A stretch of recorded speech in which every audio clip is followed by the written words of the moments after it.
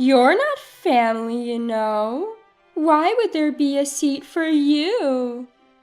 The first thing I heard when I arrived at Marie's wedding was this comment from my mother-in-law. If someone like you, a jinx, comes, it'll ruin my special day. Leave right now. Marie chimed in with mother-in-law's words, berating me. She wore a high-quality wedding dress that didn't suit her twisted, ugly face. If I had known this would happen, I regretted accepting Marie's request that day. I'm Holly, 35 years old. I had been spending my days getting called by my neighborhood mother-in-law almost daily. She would dump all the housework and tedious chores on me, then complain about my work. It was clear she was doing this just to harass me. Moreover, Marie, who lives with mother-in-law, is also a troublesome child. She's over 10 years younger than my husband Ned and me. When we got married, Marie was still in elementary school. Back then, her father left for heaven, leaving Marie behind. So, mother-in-law and Ned spoiled her, saying, "Poor Marie lost her beloved father." As a result, she grew up to be extremely selfish. When Marie was a child, I was the only one who scolded and advised her, thinking it was not good for her education to always do as she said. But every time, Marie would fake cry, saying, "Sister-in-law's bullying me." Then, mother-in-law and Ned would take it seriously and blame me unilaterally, saying, "How could you do such a terrible thing to a child?" After repeating such things, I gave up disciplining Marie. Moreover, my husband never cautioned mother-in-law or Marie, no matter how badly they spoke about me. On the contrary, if I showed a little weakness or complained, he would make me the villain. "Mom is teaching you a lot, Holly. You're thinking too negatively. You can't become a real family like that." Before getting married, mother-in-law was a much kinder person when we met for greetings, and so was Ned. I never dreamed that my married life would turn out like this.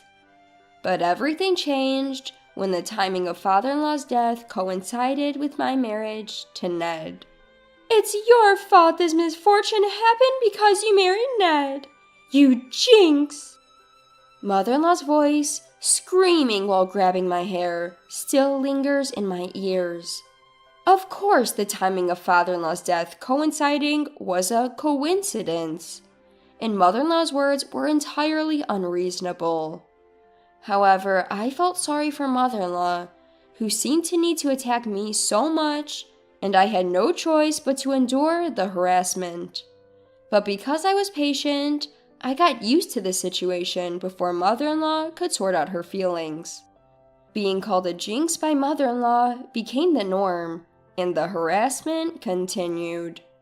And time passed, and one day, when 22-year-old Marie's marriage was decided, mother-in-law unusually approached me in a good mood.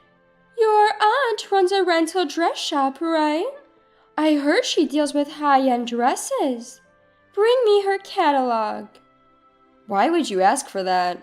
I couldn't help but ask, as I had never mentioned my aunt before. "Ned told me. Marie is getting married, so you should have told us you have such connections. You're really not considerate." Mother-in-law was back to her usual sarcastic self, but showing her the catalog seems like a good idea. The dresses at my aunt's shop are all wonderful, curated under the idea of the best attire for everyone on their special day. Wearing such a dress would surely make Marie a happy bride. When I hurriedly brought the catalog to my in-laws, Marie took it, looked through it eagerly, but didn't thank me. This is lovely. Sister-in-law, borrow this dress for me. You know the owner, so it should be free, right?" "What? This is the most expensive item in the catalog. It's designed by a famous designer and uses high-quality silk. Renting it normally costs $6,000. But I don't have much money. If I rent normally, I can only afford a cheap one for $1,000. My aunt's shop has good dresses even in the lower price range. Choose something within your budget. What? You're being mean again. Both mother-in-law and Ned sided with Marie, who was pouting. Don't be stingy. Why do you think we're using your aunt's shop? Obviously, to get it for free. If we can save money on the dress, that's even better. It seems from the start, all they had in mind was to get a high-end wedding dress without spending money. I felt like they were trampling on both my aunt's shop and my goodwill. No matter how much I refused, they wouldn't listen to me. So I had no choice but to consult my aunt, who has always been fond of me. When I explained the situation, she smiled without showing any displeasure. I'll gladly make it free for your sake, Holly, but the contract will be with the bride herself, so bring her soon. Also, you'll need a dress if you're attending the wedding, right? I'll lend you one too. What? I can't accept such generosity, especially for such high-end items. Don't worry. When you got married, my business wasn't doing well, and I've always regretted not being able to give you a proper gift. Consider this making up for that time. I really want you to wear it. Plus, if lending the wedding dress makes you look good, then there's no problem. I was touched by my aunt's kindness and decided to graciously accept her offer. Thanks to that, I started looking forward to attending the wedding. However, on the day of the wedding, I wore the dress my aunt had lent me and headed to the venue with Ned. For some reason, I was the only one stopped by mother-in-law at the reception. Ned, so glad you can make it. But why is Holly here? What? Strange, isn't it? We didn't prepare a seat for a jinx like you. Even on this joyous day, mother-in-law seemed more focused on her disdain for me than celebrating Marie. If I had an invitation, it would have been clear whether I was invited or not. But they had said, "Your family, so no need for an invitation." Wouldn't it be strange if I, as the sister-in-law, didn't attend? Well, you see, a daughter-in-law isn't family. Look at this. Mother-in-law smugly showed me the seating chart, and indeed, my name wasn't there. Unconvinced, I headed to the dressing room to confirm with Marie. Marie, sorry to bother you before the ceremony. Mother-in-law says there's no seat for me. That's a mistake, right? Are you kidding, sister-in-law? You thought you were invited? How audacious can you be? I was stunned. I hadn't expected that they'd actually not invite me, especially after demanding a free dress. Shocked and speechless, I returned to the reception, only to find mother-in-law and Ned had already gone inside. I had no choice but to go home alone. 2 days later, I visited my aunt's shop to return the dress. So, how was the wedding? She asked, her eyes shining. I bet you looked stunning in that dress, and the bride must have been beautiful too. Did you have fun? Tears filled my eyes at her kind words. I feel a mix of emotions, including frustration and feeling sorry for my aunt. Actually, I wasn't at the ceremony. They said I'm not family, so there was no seat for me. What? My aunt was shocked and speechless and looked at me as I wiped the tears from the corner of my eyes. My aunt hugged me tightly after whispering, "That must have been hard." The warmth of my aunt's arms made me cry even more. I didn't lend you that dress for you to be treated like this. What kind of people are they? Do I need to continue a marriage that upsets the people who care for me? This sudden thought changed my mind. I made a decision and proposed something to my aunt. The next day, upon hearing Marie was at my in-laws, I went to see her. "Did you return the dress? It was so cute. Everyone said I looked beautiful. The ceremony was amazing. Too bad you couldn't attend." Marie, my sister-in-law who lives with my mother-in-law, is a real piece of work. "Marie, I got this from my aunt. I'm passing it on to you." "What's this? Wait, an invoice? For $6,000? What's going on here?" That's right. My proposal to my aunt was to bill Marie for the cost of a dress. As expected, Marie crumpled the invoice and threw it at me, yelling loudly, "You said it was free. This is a scam. If you're terrible, then your aunt is just as bad." "Marie, did you forget? The dress rental was $6,000 from the start. We did agree not to charge you, but do you remember the terms?" Marie looked dumbfounded. She was so excited about getting the dress for free that she didn't read the fine print. The agreement said to let Holly enjoy without worry. We won't charge for the dress. But you broke the terms by not even inviting me.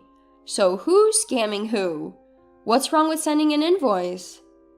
In fact, when Marie went to the shop to sign the contract, my aunt explicitly stated it was for Holly and wrote it in the agreement. That's why I never even dreamed I wouldn't be invited. My mother-in-law, who had been watching, glared at me. "It was supposed to be free. You should pay for it." "No way. Why would I?" Standing up to my mother-in-law, Aunt Marie takes courage. But I thought of my aunt, who had been angry on my behalf, and firmly said no. I felt incredibly relieved and left their house after saying, "Please make sure to pay." A few days later, I checked with my aunt, and it turned out they had completely ignored the invoice. "If they broke the promise, we can take legal action, but they might blame you, Holly, not me," my aunt said. I don't care what people who disregard me think. I've always known that my aunt is far more important. If my aunt can't be assertive for my sake, then I'll take action. First, I warned them, if you don't pay, we'll take you to court. But as I feared, neither Marie nor my mother-in-law took me seriously. No matter how many times I demanded payment, it was futile. But my aunt, who had been watching all this, decided to take them to civil court. It seems that while they thought they could push me around, they weren't so tough when faced with legal authority. Marie called me in a panic after receiving the court notice. "What's this about a lawsuit? Suing your own family is insane." If you don't pay what you owe, it's possible to enforce payment through civil court. This is a legitimate process. Besides, I'm getting a divorce soon, so you're not my family anymore. I explained in a deliberately formal tone, but I could hear yelling on the other end of the line, so they clearly weren't convinced. Ignoring that, I hung up. Ned, who had been listening nearby, looked at me astonished. He never thought I'd be considering divorce. "What do you mean, divorce?" "Exactly what you heard. Let's become strangers soon," I told him. "I love you. Who's going to do the housework if you're not here? Please don't say things like that." Nothing he said moved me anymore. I was prepared to go to court to cut ties with people who were using and oppressing me. Realizing my resolve was unshakable, Ned reluctantly signed the divorce papers. I filed them and moved out immediately without telling him my new address. In all this chaos, Marie completely lost her husband's trust. She ended up getting divorced and moving back to her parents' home. Now the three of them live together, but since they had always dumped everything on me, none of them are good at housework. Their home is a mess, filled with dirty dishes and laundry. On top of that, they had to take on debt to pay for the dress. Turns out neither my mother-in-law nor Marie had any savings, especially after spending a fortune on the wedding. They had no way to prepare for the cost of the dress they thought was free. To avoid going to court, they hastily took out high-interest, sketchy payday loans. Now they're working around the clock to pay off their debt. As for me, I'm enjoying a relaxed life, far away from them. My aunt told me her shop is doing well, and she even plans to open a second location. She wants me to manage it, and I'm looking forward to it.